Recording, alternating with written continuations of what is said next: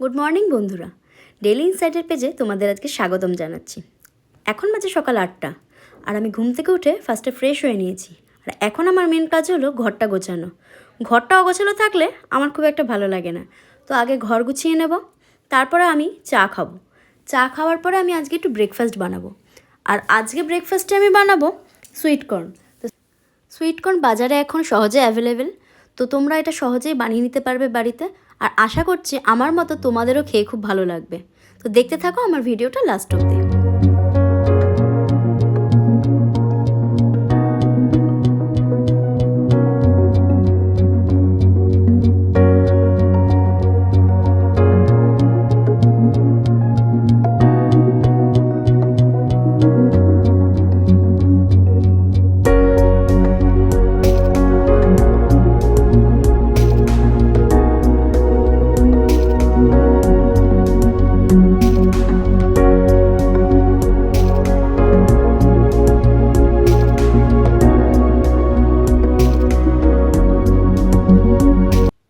ঘর গোছানো কমপ্লিট, এবার আমি চলে যাব চা খেতে।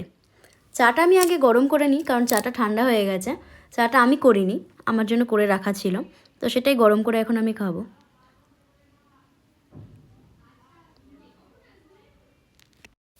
এই জানলাটার পাশে না একটা কামরাঙা গাছ আছে। এখন তো শীতকাল, তাই বিভিন্ন রকমের পাখি আসে, মেনলি টিয়া পাখি, আর তাদের ডাকগুলো শুনতে আমার খুব ভালো লাগে। যাই হোক, চা খাওয়া আমার হয়ে গেছে। এখন আমি চলে যাব ব্রেকফাস্ট রেডি করতে। এদিকে তোমরা দেখতেই পাচ্ছ আমি সমস্ত সবজি কেটে রেখেছি। দেখে নাও কী কী আছে। সুইটকর্ন, এদিকে টমেটো আর ক্যাপসিকাম কুচি, এদিকে রয়েছে বিনস আর গাজর, আলু, এটা সামান্য লেটুস পাতা আর পেঁয়াজ, আর রয়েছে আমুল বাটার। এটা দিয়েই আমি রান্নাটা করব। যাই হোক, কড়া বসিয়ে দিয়েছি। কড়াইটা এখন গরম হয়ে এসেছে। এখানে আমি একটু দিয়ে দেবো আমুল বাটার আর সামান্য সাদা তেল। বাটারটা এবার আমি কেটে নেব একটু। তোমরা যারা বাটার পছন্দ করো না, এই রান্নাটা তোমরা পুরোটা সাদা তেলের উপরেই করতে পারো, কিন্তু আমার আবার মনে হয় বাটার দিলে হয়তো এই টেস্টটা বেশি ফুটে ওঠে। তো যাই হোক, তো দেখে নাও কিভাবে কি করছি। বাটারটা গলিয়ে নিলাম, এবার দিয়ে দেবো সামান্য সাদা তেল। তেলটা একটু গরম হয়ে এলে এর মধ্যে একে একে সব সবজিগুলো দিয়ে দেবো। তেলটা গরম হয়ে গেছে, এখন আমি দেব গাজর আর বিনস কুচি।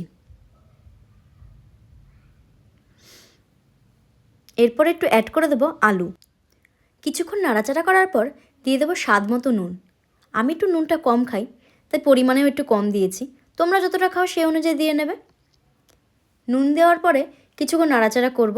ভাজা একটু হয়ে এলে ঢাকা চাপা দিয়ে রেখে দেবো, কারণ সবজিটা সেদ্ধ না হলে ভালো লাগবে না খেতে। সেদ্ধ হয়ে এসেছে, আবার নাড়াচাড়া করব। এবার এর মধ্যে অ্যাড করব একে একে ক্যাপসিকাম কুচি আর টমেটো কুচি।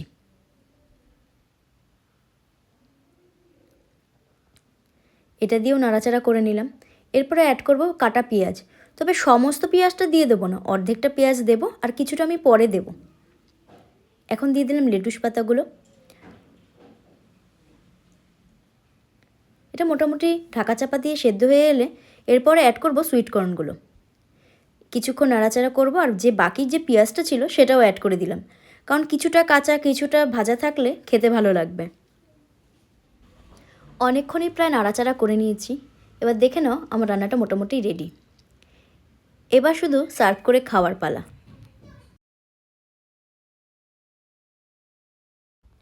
এখন আমি আমার পরিমাণ মতো খাবারটা নিয়ে নিয়েছি। এই গরম গরম খাবারের সঙ্গে যদি একটু মেয়োনিজ হয়ে যায়, জমে যায় কিন্তু ব্যাপারটা। আর আমার একটু ভালোই লাগে এটার সাথে মেয়োনিজ দিয়ে খেতে, তো তোমরাও একটু ট্রাই করতে পারো। তো দেখো আমার রিয়াকশানটা কেমন হয়।